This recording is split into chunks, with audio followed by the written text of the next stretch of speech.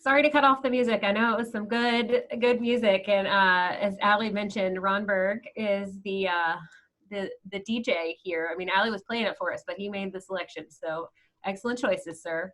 I want to welcome each of you. We are so happy to have you here with us today. It is just lovely to see all of your faces, and we are so thankful for that, as well as for the technology that has made connecting with you possible. We have said so many times over the past weeks and months that while a lot of challenges have been presented to each of us, this technology, not just Zoom, but technology as a whole, has been a huge blessing and I think a lifesaver, because it has allowed business to continue, community to continue, families to continue connecting. And so while it feels so different and we're all just, I think, beyond ready to see each other in person again, we are certainly glad to be able to share this time with you, and we look forward to these Wednesday afternoon chats.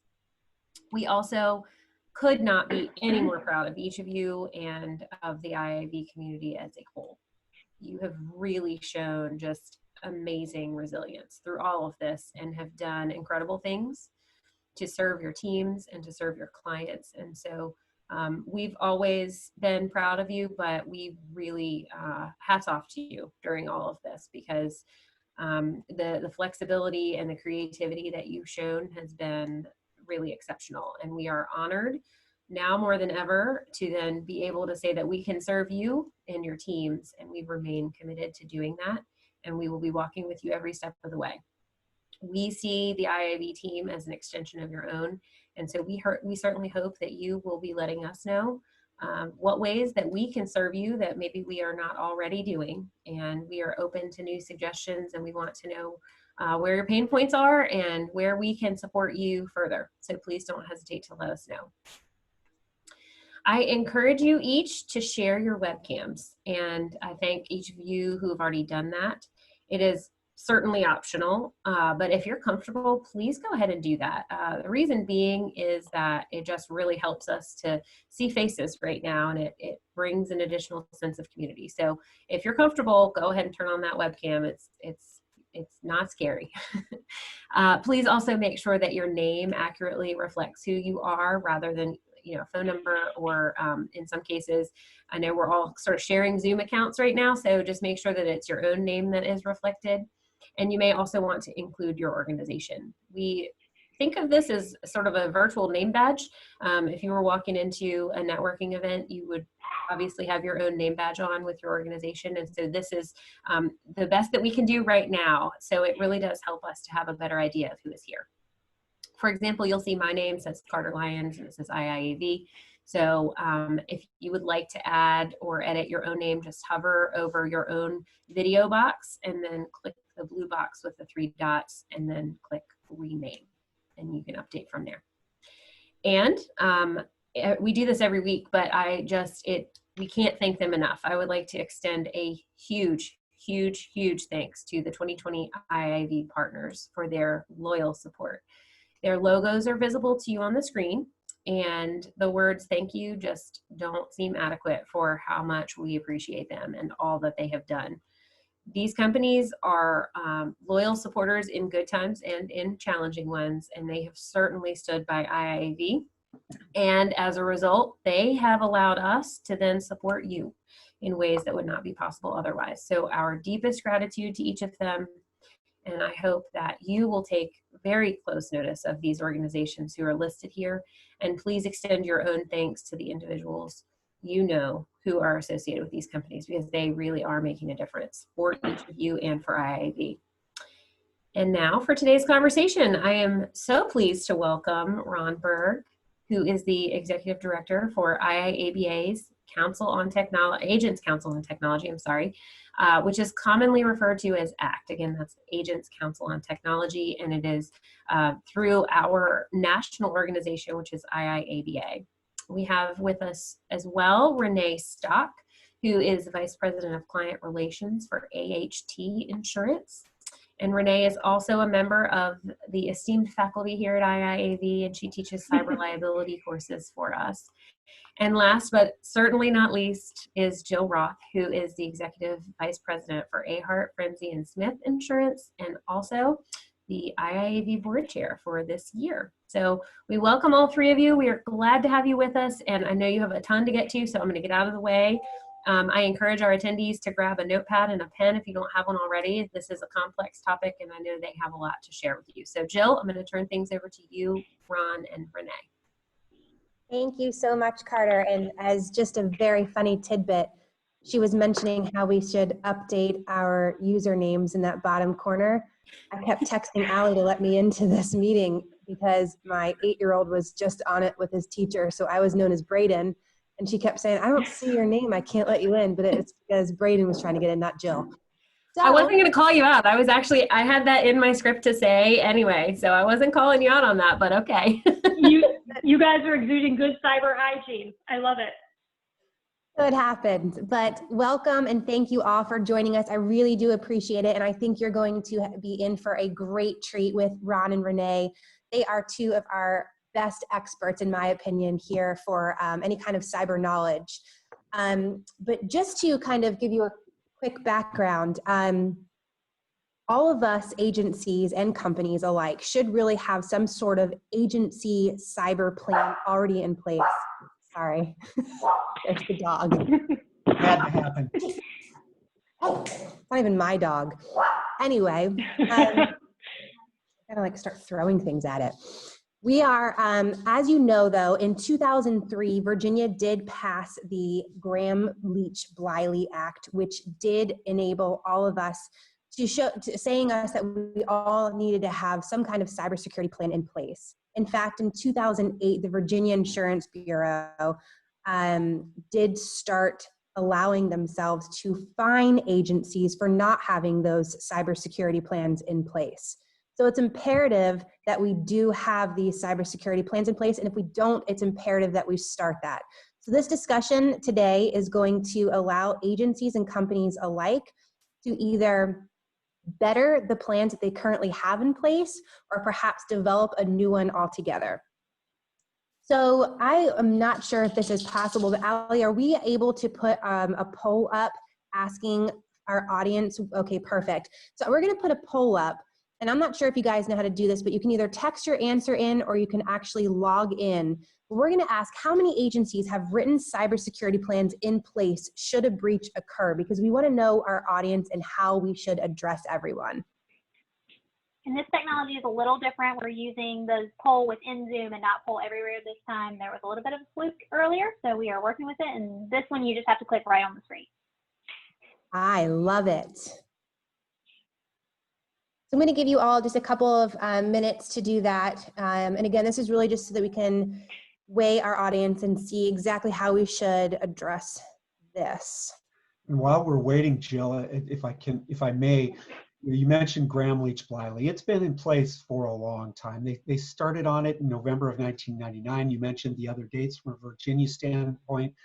It's easy to get lost with all of the discussion around New York DFS, NAIC, California online privacy. It's easy to get lost in the fact that Gramm-Leach-Bliley really did set the bar for everything else, right? Yeah. And in my opinion, it's really all just kind of, now it's the states just taking that act and making it applicable to their own state. Yes. Okay, Allie, can we see the results? Can you not see them on the screen? No, I still see the poll itself.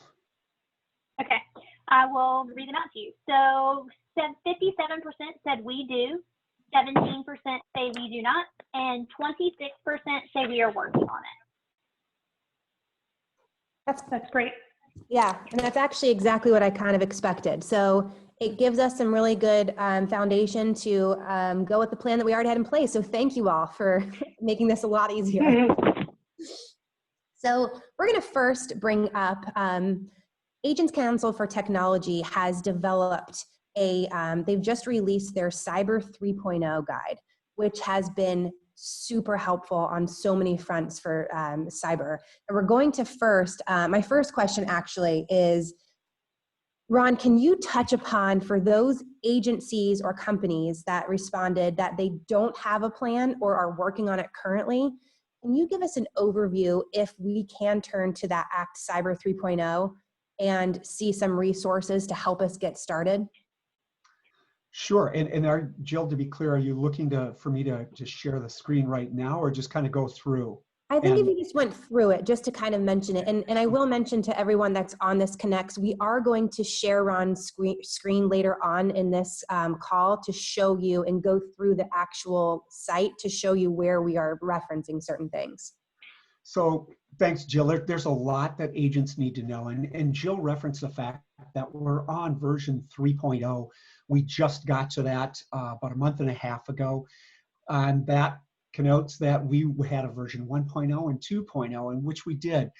And there's a lot under that to understand. All of the regulations and descriptions, the trends that are out there that I think we're going to talk a little bit about later, potential costs and penalties, whether you're compliant or not. Are there real world breaches? Yes, there are for IAs. How do I, as an agent, do what I can do and connect with those providers who can help me complete my picture, as well as basically the 12 steps that you have to go through. So we created our agency cyber guide years ago, and it was basically a downloadable, printable PDF. And that only went so far to help agents really understand the complexities that we're going to be talking about during this session. Because those components are kind of disparate. Knowing what's going on in the world with the trends, how they're applicable, the regulations, and then what you have to do, as well as the resources. So what we decided to do to get to 3.0 was make it more of a web-based, primarily resource that is broken apart in components that you can understand. And what you'll see a little bit later, I'll just tease this for now, is an overview of the world of cyber and distilling down to what that means for big I independent agents. Because, and I know you've heard this and you'll hear me hammer on this throughout this discussion, the primary target for those bad actors out there right now are small businesses. And in parentheses and quotes, that means independent agents. You are the trusted holders, those who are the custodians of that personally identifiable information, personal portable health information, credit card information in some cases. So understanding what to do with that, especially for those, that 17%, I believe, that said no, that they haven't started yet, and as well the 26% that's in progress. Understanding how to get started is key, because it's so complex. It's easy to say, well, it's a big topic, we'll create a strategy on it tomorrow and next week and next month, and it becomes out into the future enough that you're open to breaches. So the cyber guide is intended to provide you an easy to navigate way to understand, as I said, the regulations and descriptions of each in one module, costs and penalties, and how those may vary by state and ruling, some of the real world breaches to drive that home, and a listing of all of the providers that are out there and which services they provide, whether it's a risk assessment or penetration testing, training, and a host of other things, as well as a 12-step roadmap that helps you. Jill, do you think that gives? So I was going to say Go too, you know, it's amazing the amount of people who actually have a written plan, and that's fantastic to me. But we have to remember too, this isn't a set it and forget it, right? So we can't have something that's on the shelf that hasn't been dusted off, hasn't been looked at for years, hasn't been tested. So that's also imperative for those who are starting, fantastic. For those who are ramping up to get ready, this ACT 3.0 is going to be a fantastic opportunity for you to kind of delve in and get information.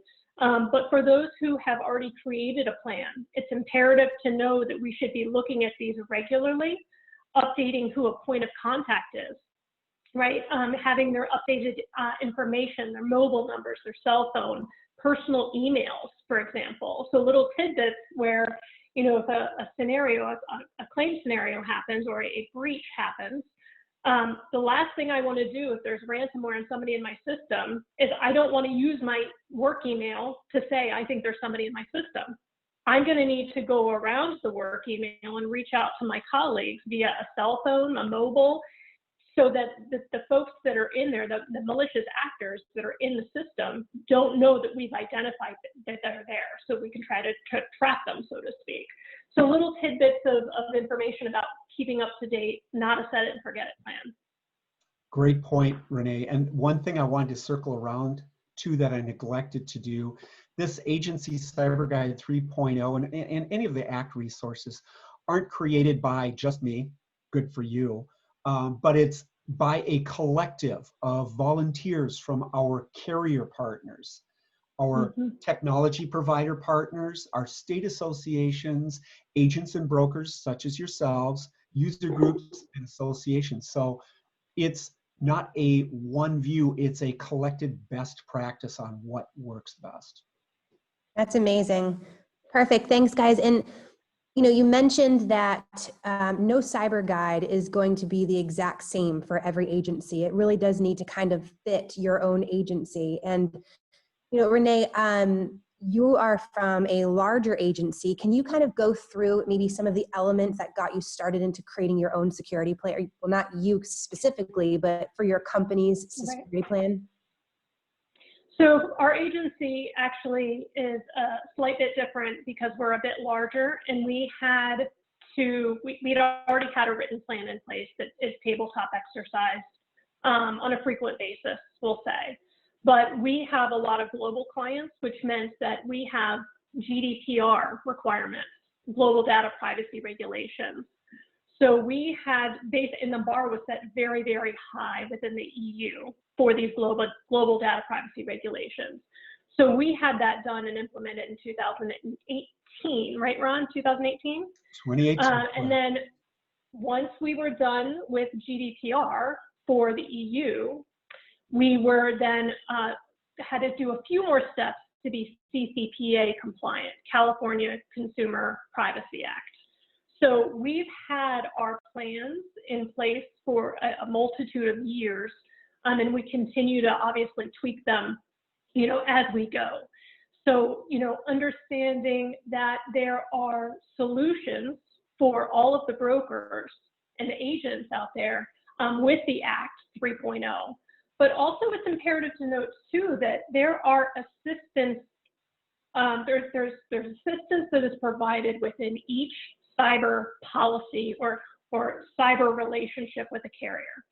So if your insurance agency has a cyber policy, I would highly suggest you also reach out to your underwriter, to the carrier, and research the vendors that are available, the vendors from a perspective of third-party assistance, as well as legal, and they can provide assistance as well.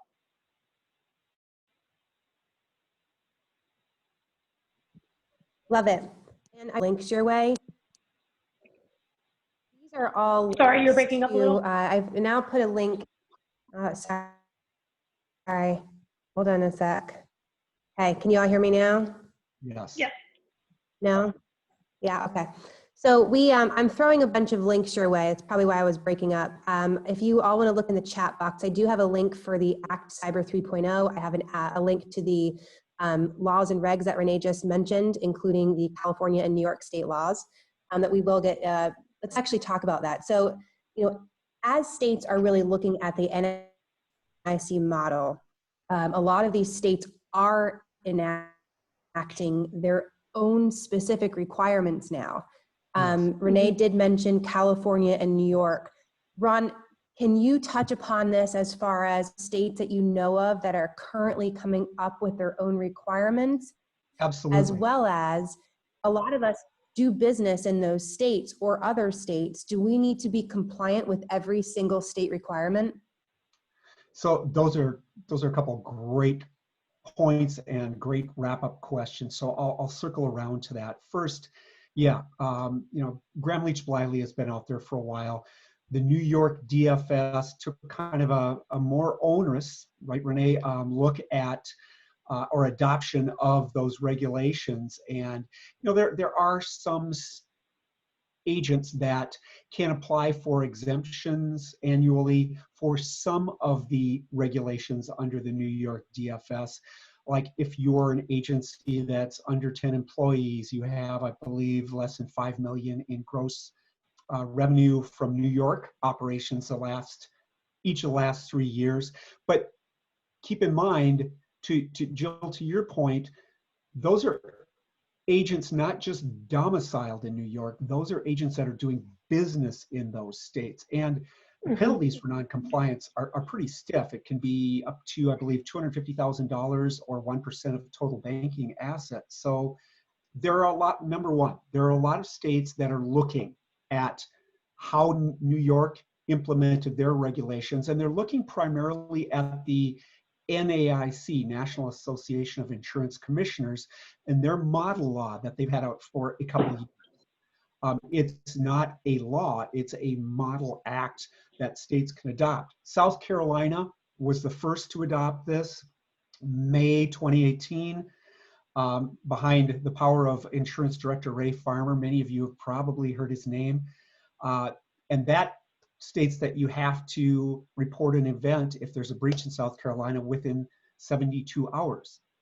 Other states have implemented. There's about 8 right now. Alabama, Connecticut, Delaware, Michigan, Mississippi, New Hampshire, Ohio, and South Carolina. But it's safe to say that all states are looking at this, whether it's the NAIC model law or what New York has done with the New York DFS law, or the California Consumer Privacy Act that Renee shared with us, which is a cut of the GDPR. Now, to your question about, so the point there is every state is looking at it. If you're in a state that is neither domiciled nor doing business in any of the states that I've mentioned, you're not safe. You need to be looking at and taking action ahead of the eventuality that your state will adopt a flavor of this. To your point, Jill, about where you would look to determine how your state differentiates from the other states that you do business in, the best resource, and this is in the Cyber Guide 3.0, that I can point you to is the MINTZ Levin, MINTZ-11, LEVIN,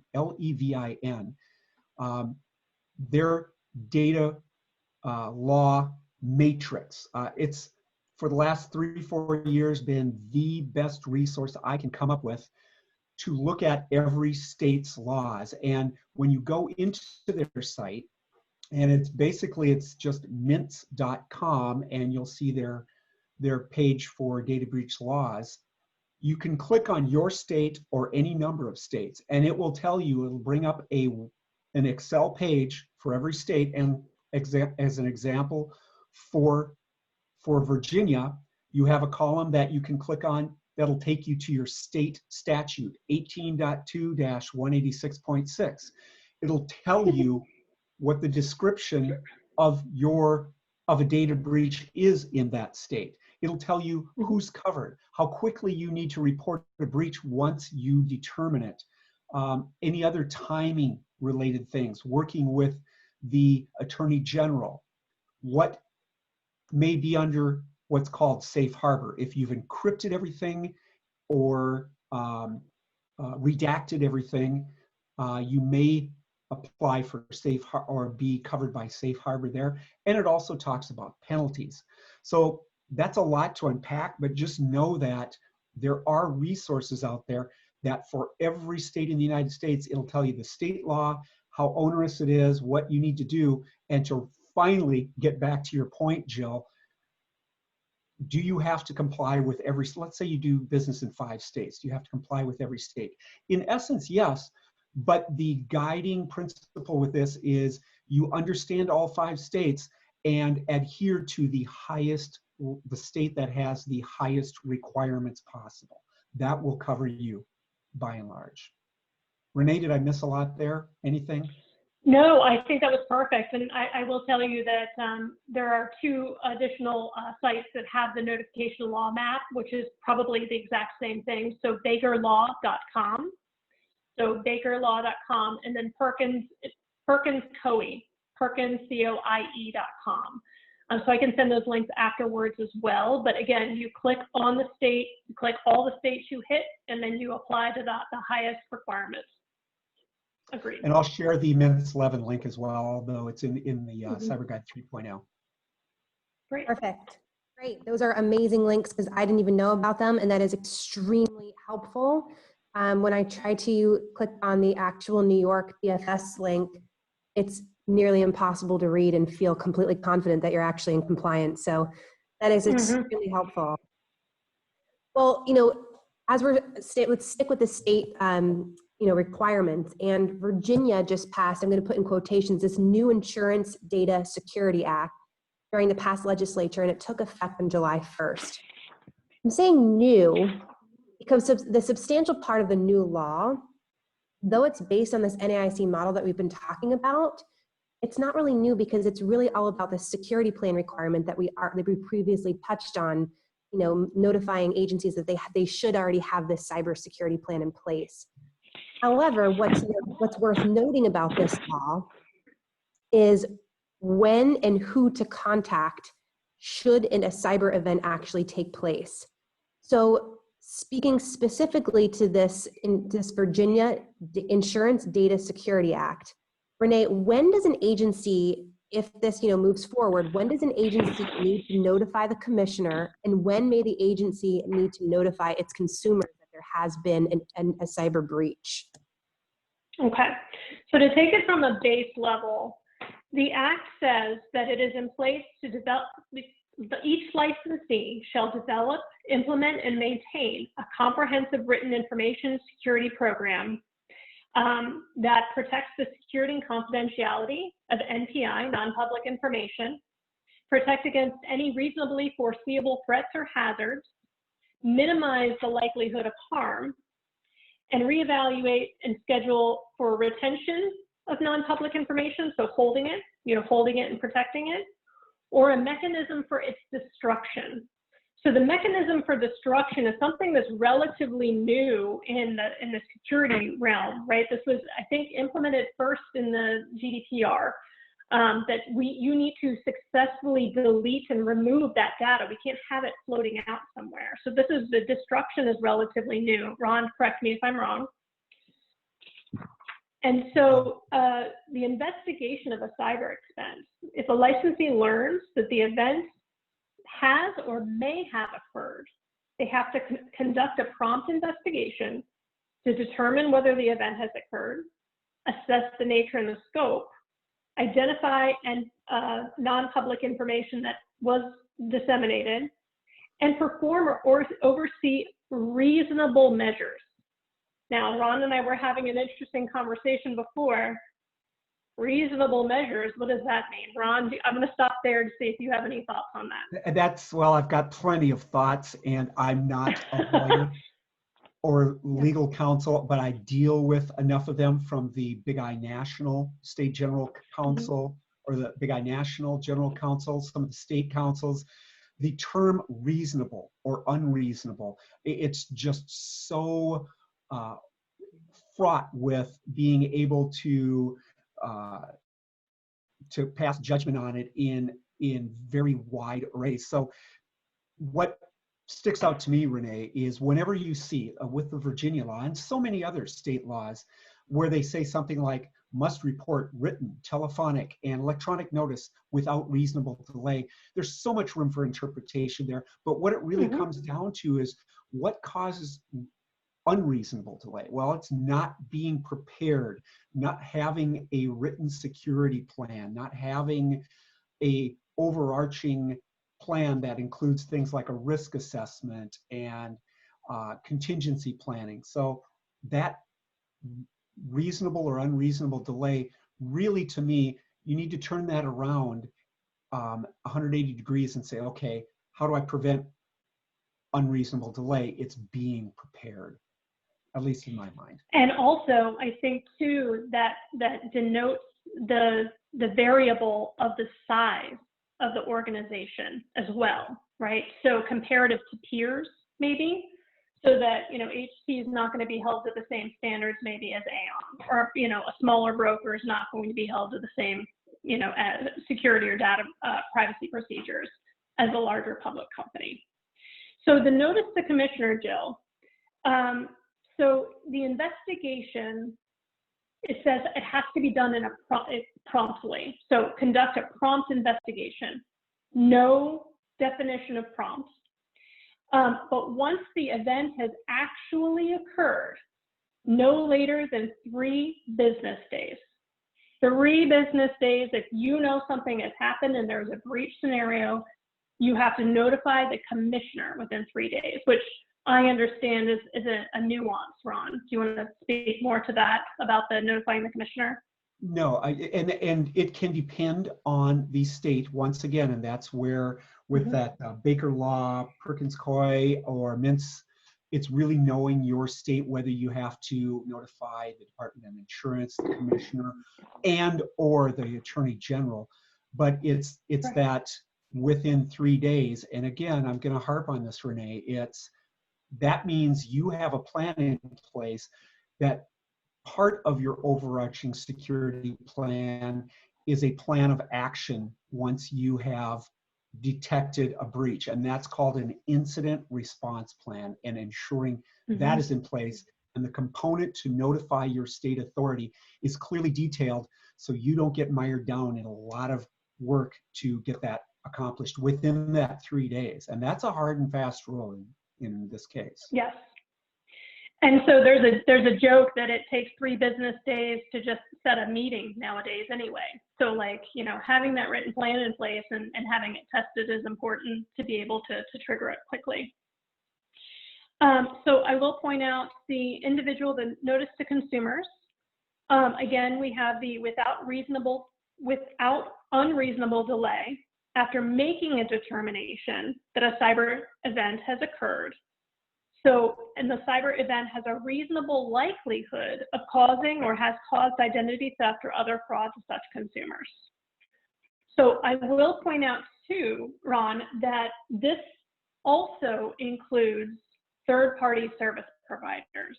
And this is kind of a big deal. So do you want to speak more to that, Ron? Kind of a big deal is kind of an understatement. So right. There's a lot going on in regard to third-party service providers, and you'll see the acronym TPSPs.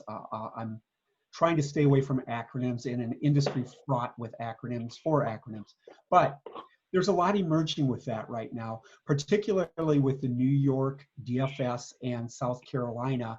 They are enacting or have enacted the need for the agencies to vet their third-party service providers and ensure those providers have detailed and complete security plans in place for the data that is being transmitted back and forth or stored.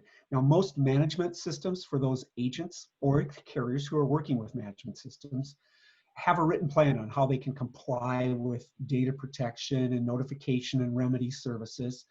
But you also have to think about some of your integrated partners, your CRM, customer retention management, your voice over IP, other data sources that you are using to be as efficient as possible and provide that digital ease of doing business interaction that your customers expect. Those are also quite often data transfer or storage partnerships, so they also have to be in place. So, and that, to Renee's point earlier, and it was a great point about your overall plan, security plan, it's not a one and done, particularly in this ever-evolving environment. I believe the indications are there that we're going to see a lot more uptake, implementation of some of that, that data destruction clauses that we're seeing in the California Online Privacy Act, that they're taking their cues from GDPR. Other states are going to do that. So your plans need to change.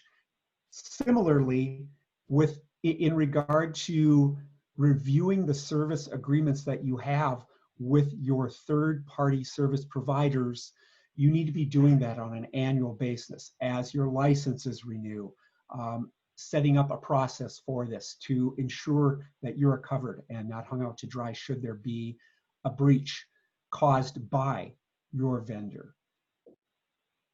So an interesting point, Ron. So CIO magazine had taken a poll of their chief information officers. I think it was probably a year and a half ago. Yes. And they did a poll and they said, how many third-party vendors does your company utilize or have access to?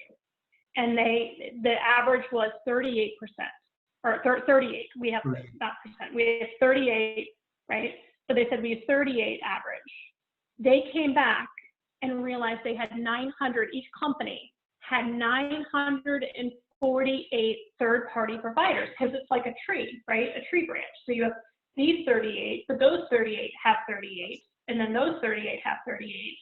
So the data is being shared at an exponential amount, and you never know. You have to be very, very careful with your contracts. And then it's going to be very, very difficult to track all of these third-party vendors. That's a great point, Renee. And from a company standpoint, I worked for a national insurance company for a number of years, and I was in that position where I was in charge of many of the interactions. And I was only in charge of the comparative rating and management system interactions. When you talk about the other interactions from data sources, sharing data, it's exponential. From an agency standpoint, it can be the same. It may be on a smaller scale than a national, super regional, or regional company, but your data source partnerships escalate out in that exponential rate that Renee was talking about. Thank you very much for touching on that, because that's a huge part of all of our, I think, agencies' concerns is using these third-party providers. Mine specifically is, logging into your AMS and truly having all of that data out there in the cloud-based version of my AMS. I did get knocked out. Did you specifically talk in terms of an AMS system? Okay, perfect. Yes. So I also heard you briefly mention talking about risk assessments that companies and agencies alike should really be taking, sometimes known as, a vulnerability test or as, other terms. How often should an agency or company be conducting these risk assessments within their own agency? I think the standard, and Renee, jump all over this if I'm leading us afield, the standard that we've seen is every couple of years. And the reason for that is doing a risk assessment in and of itself is a large undertaking. There's many components under that are a part of the risk assessment, determining all of your electronic assets, identifying consequences if there's a breach, things like that. So the creation of a thorough risk assessment is a fairly exhaustive, and it's meant to be, exercise. If you do not, as an agency, have the capability or the expertise to do so, there are a number of vendors that provide that. And we're going to talk about a little bit more about the ability to understand and contact the vendors that work in this realm for our industry. But it's every couple years that you should do the risk assessment after your initial one. That doesn't mean you can't do it as an annual exercise, more skinny down, ensuring you understand what has changed in your infrastructure, in your policies. Certainly in this time where you're working from, the hybrid environment, all in the office, all at home, a combination of both, a lot of factors can change. And sometimes it's as simple as going through an ancillary exercise, like creating a disaster or contingency plan that identifies some of those things that have changed in that year. And I would say too, as technology becomes more prevalent, we're going to need to touch these more often, right? Specifically with regards to the third-party vendors we were just speaking of. So every time you add a new third-party vendor or they switch out, you're adding more complexity and more risk to the agency. And so what I would suggest too is that for my clients specifically, what I tend to do every year is do a cyber risk management meeting. And I say, okay, dust off your plan. Let's walk through some questions. I mean, we wouldn't want to pick it up and say, Ron hasn't been here for 3 years, right? And they don't know who's on first now. Who do I call if there's a breach? So we want to make sure that even the basics of the points of contact are still valid, the relationships are still there, et cetera. And then walking through, even basic tabletop exercises. As a broker, you can reach out to your clients and say, for their perspective, and you can do it internally now as well to say, okay, these are the biggest concerns, right? We have these top 3 concerns for our agency, and create your own claim scenarios and walk through them instead of doing the full assessment, just to kind of brush that up every year if you can't do the full tabletop exercise. I agree I wholeheartedly. love that. So, Allie, if you can actually bring that second poll up, if you guys can all respond to this is really going to draw out how many people actually have these risk assessments done within their own companies or agencies. And I will also touch on what Renee mentioned. It's, keep in mind that it's important to have these risk assessments done frequently, but it's also really important to know what to do if that actually did happen. That might actually be the biggest key to take away from all of this, because I don't think anyone in my agency, and it's not just what to know as an agency owner, it's your employees also need to know what to do in the event of a cyber attack, because you don't want them, as Renee had mentioned earlier today, you don't want them responding back from their work email. So it's important to take these assessments and then make sure you share the results with your entire staff. And that comes under the heading that I mentioned earlier of the incident response plan. What Renee mentioned with that scenario of ensuring that you don't announce that on a infected computer that you have a breach, that you use these ancillary measures. That's a very specific example, but it does need to be part of a thorough incident response plan. Exactly. So Allie, can you share that poll so we can all see that? Perfect. So it looks, that's kind of what I thought too. Not many of us, and I don't think we really know where to turn to in order to conduct these risk assessments. And so we're going to get to that in just a little bit of time when Ron can go through this cybersecurity 3.0. But it is important that we get these numbers to look more like that 1, 2, or even more times than 2 a year. It's crazy. I didn't expect to see 11% there. But the none, I did expect to see over 50%.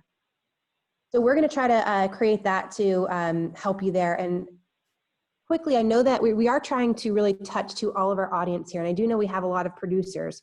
So before we go into that Cyber 3.0, I wanted to quickly just discuss a marketing strategy as far as, we have some personal lines producers on here. We have some commercial lines producers on here. We also have agency owners.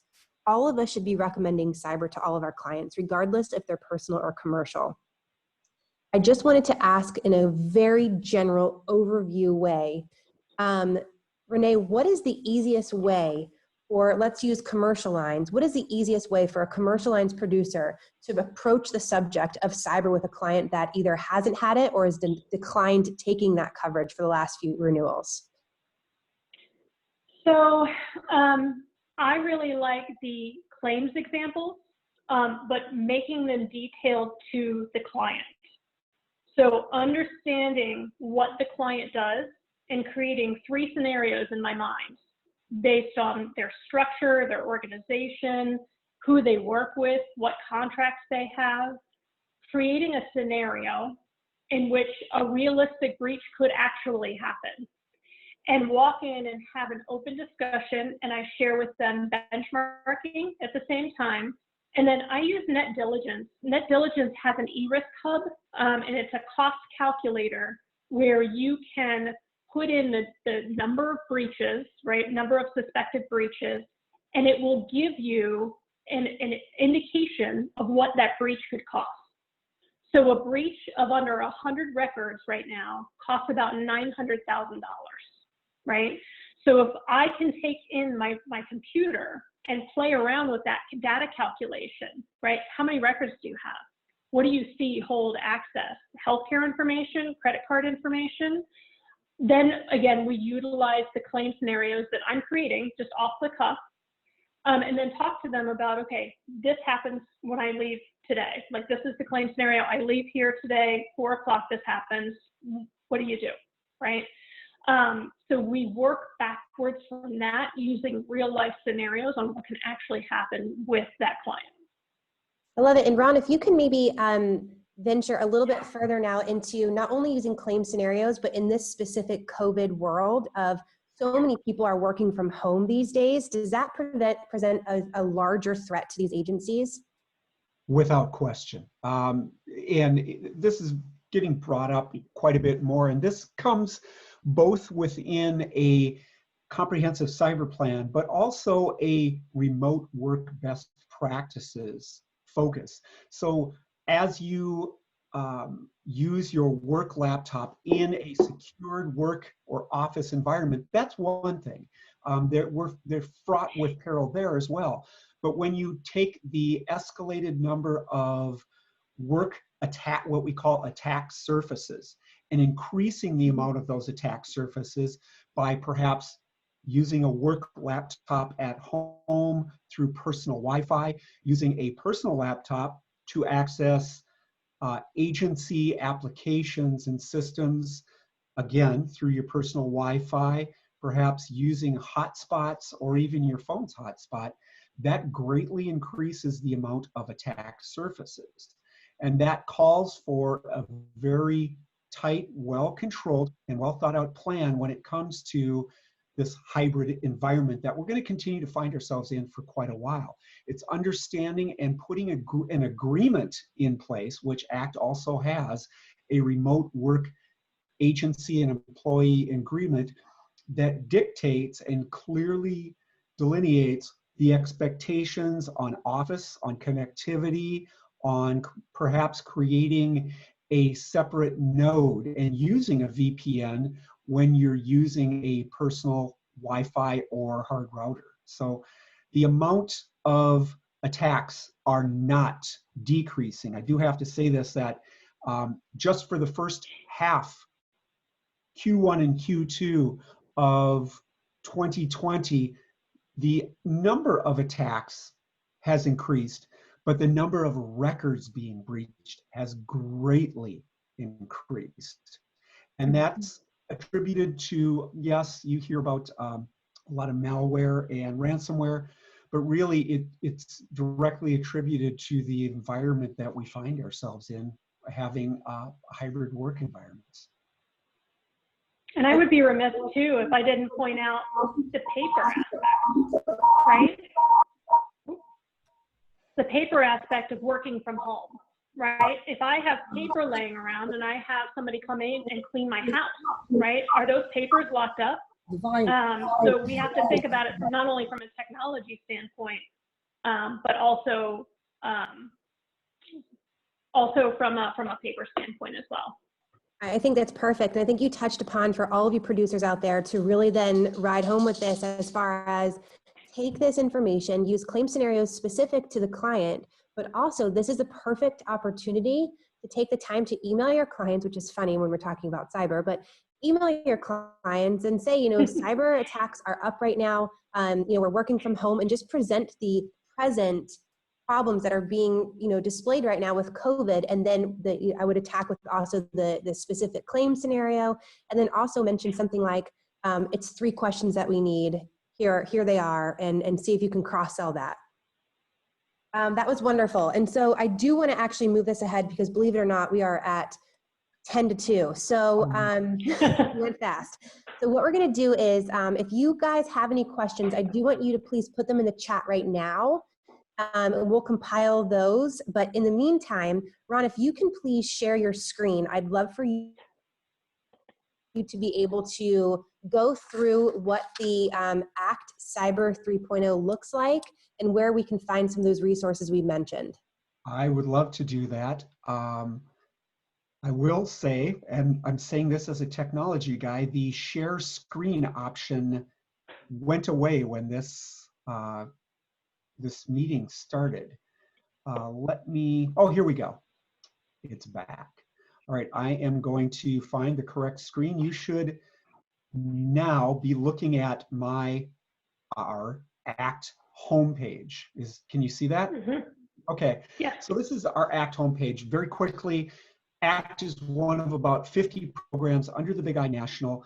As such, our site, our ACT site, is off the independentagent.com main website that you use to, and it's simply /ACT.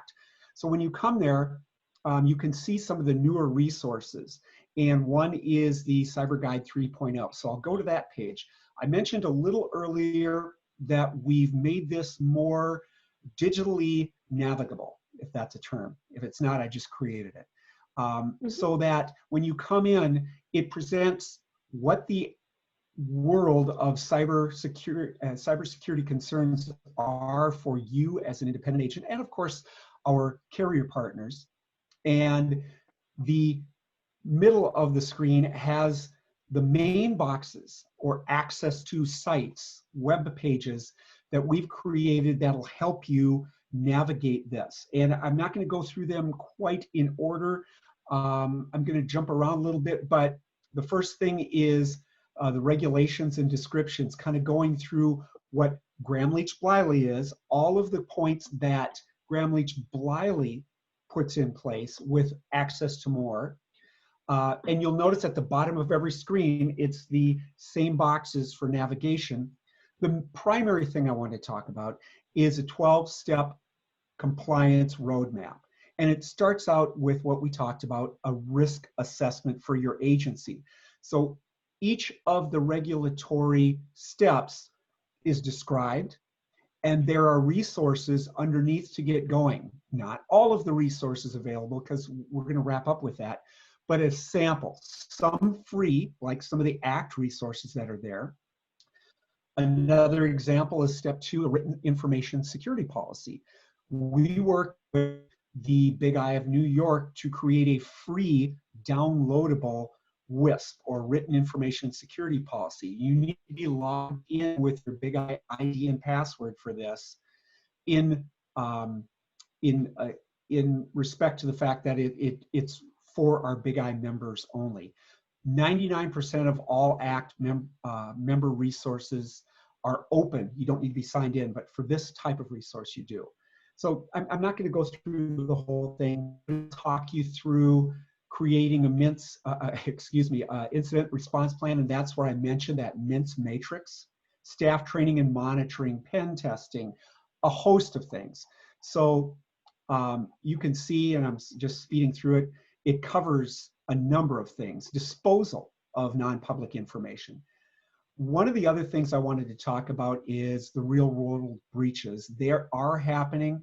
We're capturing and detailing the cost of the breaches that Renee went through, and those change in average depending on the size of your agency, but there's some very static things. The types of breaches that are happening in the states they're happening, the amounts paid out, sometimes per record, sometimes in total. And then what I want to get to in sense of time more than anything, we have a page of 3 spreadsheets. It's a cybersecurity provider guide. If you've been going through this and wondering how you can either A, get started, or B, understand who to turn to for more help in plugging some of the gaps that you've heard about, this is where we tie all of those resources together for you. You'll notice that we have 3 different spreadsheets that can pop up.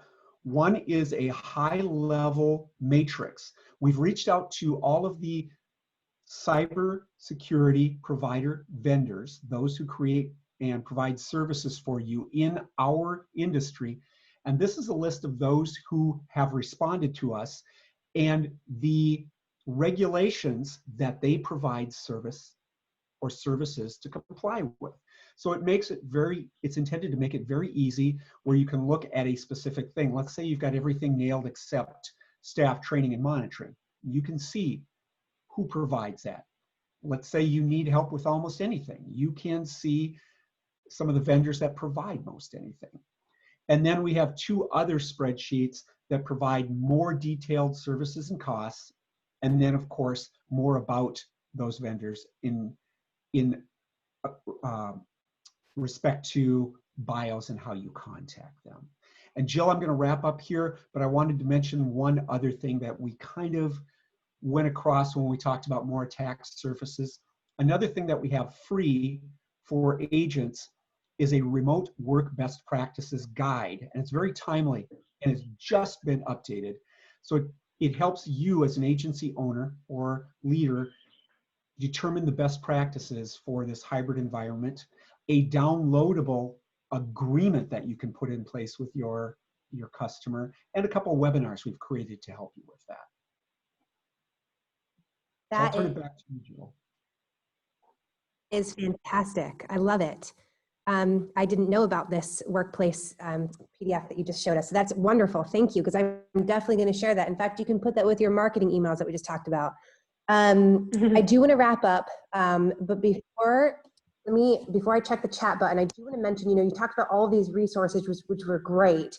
We kind of skipped over the fact that all of you agencies should have a cyber policy in place for your own agencies. I really hope that you already do, because clearly you know the importance of cyber since you're on this Connects.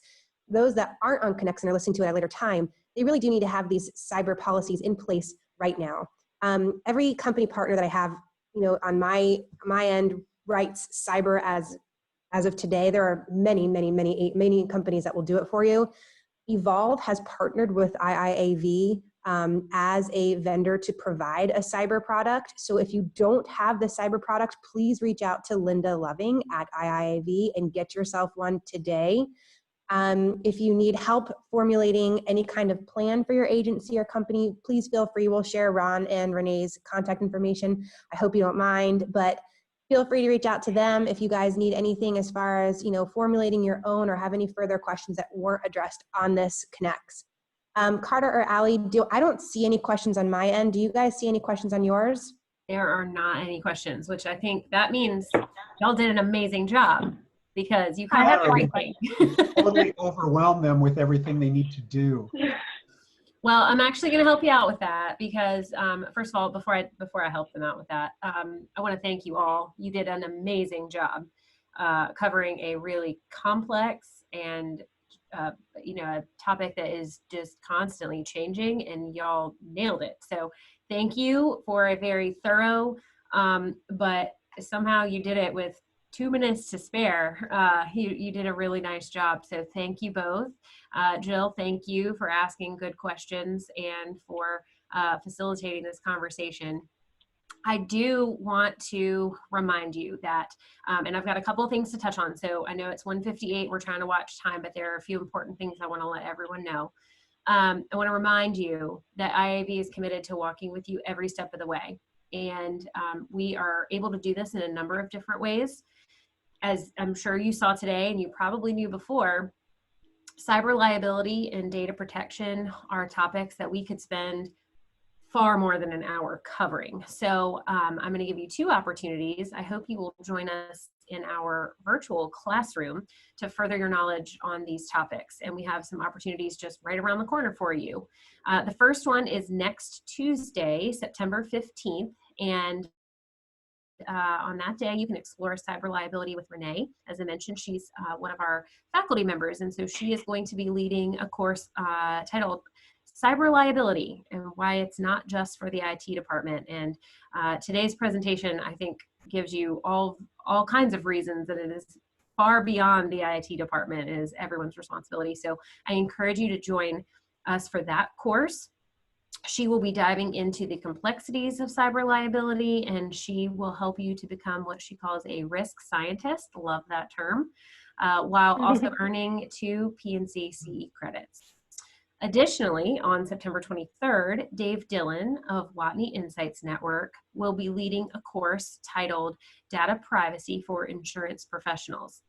Dave will be focusing, it's a little bit different than the cyber liability conversation. Dave will be focusing on privacy concepts, understanding the importance of data privacy for your agency, And again, taking you down a little bit of a different road, but a very important one. By attending that course, you will earn 3 OGI, that stands for Other General Insurance, CE credits. These are just a few of the courses that we have available, but they are both great ways to extend your knowledge around cyber liability and data privacy. And again, there's probably no limit to what we can all learn from this.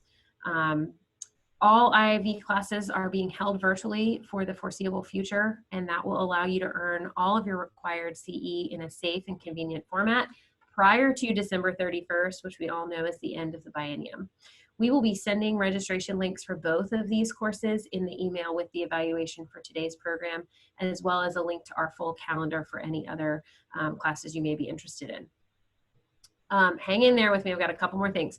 It is our hope that IIAV Connects will continue to be a part of your week and your month. And so we certainly continue to welcome your input as well as to how we can offer what is most meaningful to you. We will continue to offer these live every other week as we have been. We'll continue that into the fall. But we are excited to share with you that we are upping our game just a bit, and we are taking this to a podcast as well. So this podcast, or actually every podcast episode, will drop each Tuesday. So this is just another way that you and your team can access this information. Look for more details from us on this, but we are very excited about this next step for IIAV Connects and very excited to bring you another way to connect with us and to give you access to great information. Our next IIAV Connects, we will be joined by the leaders of a few other state associations. So taking part in the next conversation we host will be Bruce Whitehurst, the CEO of the Virginia Bankers Association, Dale Bennett, the president and CEO of the Virginia Trucking Association, Eric Terry, the president of the Virginia Restaurant, Lodging, and Travel Association, Gordon Dixon, the executive vice president of the Virginia Transportation Construction Alliance, and Craig Tolson, who is the CEO of the Virginia Home Builders Association. They will share how COVID has impacted each of their respective industries, but more importantly, they will share, so to speak, the light at the end of the tunnel for each of those industries. It's going to be an important and a very informative conversation, and so we encourage you to take part in it, and we would like for you to keep an eye out for the registration link coming to your inbox very soon. So thank you one more time to each of you for joining us. Thank you again to Ron and Renee and Jill. And we hope that we will see you back here on September 16th. And in the meantime, that you enjoy a safe and a fun long weekend that is right on that horizon. Hope you all take care. Take care, all. Thank you, Carter, and the entire IIAV team. Really appreciate it. We are happy to have you. Thank you both. Jill and Carter. Thank you.